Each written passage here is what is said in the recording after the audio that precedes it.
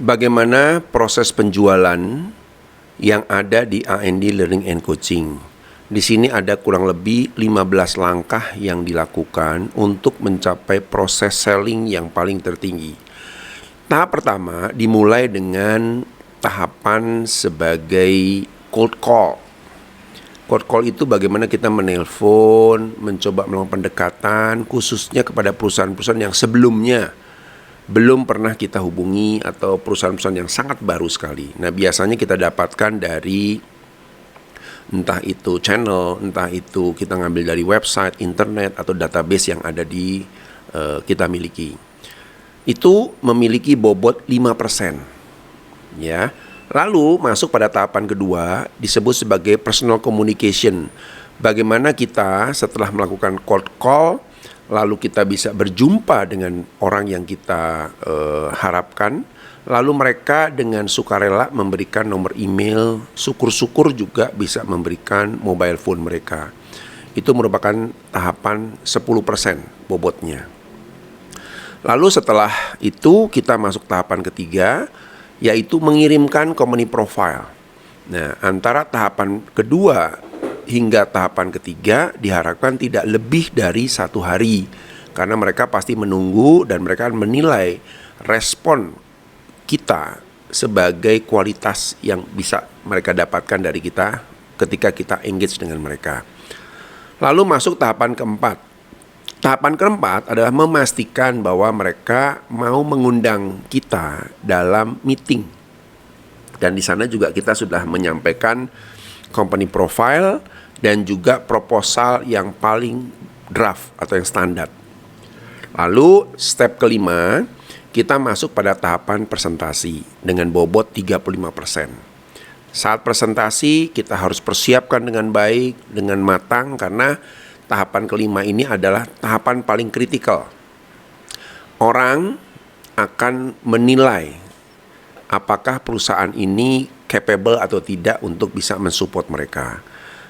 Lalu yang kedua, perusahaan juga mengevaluasi orang-orang atau tenaga ahli siapa saja yang ada di dalamnya. Lalu ketiga, mereka juga berharap kita bisa menyajikan unique selling proposition yang berbeda dengan berbagai macam provider yang sebelumnya barangkali sudah bekerja sama dengan mereka.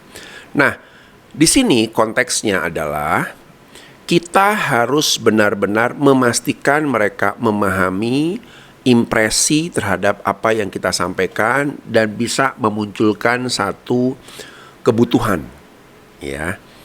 Lalu step ke-6 itu memahami customer need dengan melakukan revisi proposal. Jadi pada saat tahap presentasi banyak sekali masukan-masukan yang mereka berikan, dan disitulah kesempatan kita untuk segera melakukan perbaikan, penyesuaian, penyelarasan agar sesuai dengan apa yang mereka butuhkan saat itu. Bobotnya adalah 40%. Nah, setelah itu masuklah tahapan yang berikutnya nomor 7, yaitu melakukan proses negosiasi. Artinya mereka sudah setuju, sudah sepakat dengan apa yang kita ajukan, dan mereka membutuhkan proses negosiasi dari sisi harga dan lain sebagainya. Itu tahapan berbobot 60%. Setelah itu barulah masuk ke tahapan ke-8, yaitu kita mulai mendapatkan jadwal pelatihan. Nah, jangan puas dulu di tahapan ini karena segala sesuatunya masih dapat berubah. Entah jadwal, entah delay, entah nanti ditunda dan lain sebagainya.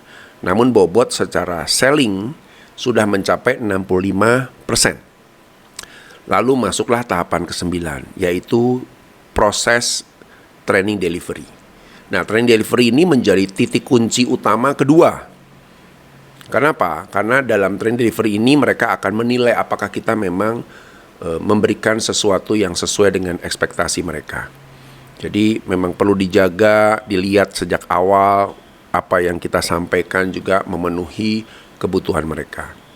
Dengan bobot 85%. Lalu masuklah tahapan ke-10, yaitu mengevaluasi. Dari pihak kita sebagai internal juga kita dievaluasi oleh pihak eksternal atau perusahaannya. Dan disitulah kita akan mendapatkan kesempatan untuk melanjutkan pada proyek-proyek berikutnya atau perusahaan memutuskan untuk tidak menggunakan kita lagi. Ya. Lalu setelah itu masuklah pada tahapan ke-11 yaitu pembayaran. Nah, proses pembayaran inilah yang disebut bahwa seluruh proses penjualan kita berhasil. Ya, karena bagaimanapun juga pembayaran adalah kunci dari keberhasilan seorang sales dalam melakukan proses penjualan. Itu sudah berarti 100% kita melakukan selling prosesnya. Masih ada tahapan ke-12 yaitu customer engagement. Selain kita juga sudah melakukan hubungan dengan mereka, melihat bagaimana pelatihan yang kita buat, kita perlu melakukan pendekatan yang intens dan terus-menerus. Di sini CRM sangat penting sekali. Memastikan kita kenal orangnya, tahu ulang tahunnya, tahu bagaimana kita juga bisa mensupport. Misalnya mereka butuh sesuatu ya, informasi dan lain sebagainya. Ya, email harus selalu open, WA selalu open terhadap kebutuhan-kebutuhan mereka. Nah, ini bisa meningkatkan bobot hingga 110% dalam proses penjualan. Karena mereka sudah merasa kalau ada apa-apa lebih baik mereka datang pada Anda. Ada step berikutnya yaitu repeat order. Ya, kalau sampai kejadian repeat order artinya Anda sudah melewati 120% bobot. Ya. Dan step berikutnya adalah long term contract. Ada beberapa perusahaan yang karena mereka sudah trust, mereka biasanya melakukan yang namanya kontrak payung atau kontrak jangka panjang dalam bentuk 6 bulanan atau setahun. Nah, itu merupakan potensial benefit yang luar biasa karena kita sudah mendapatkan kejelasan order walaupun pelaksanaannya masih setahun ke depan.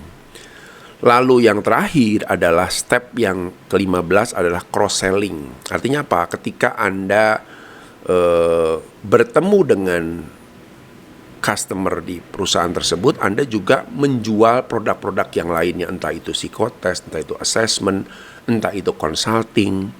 Nah, di situ proses bobotnya sudah lebih meningkat, yaitu 130%.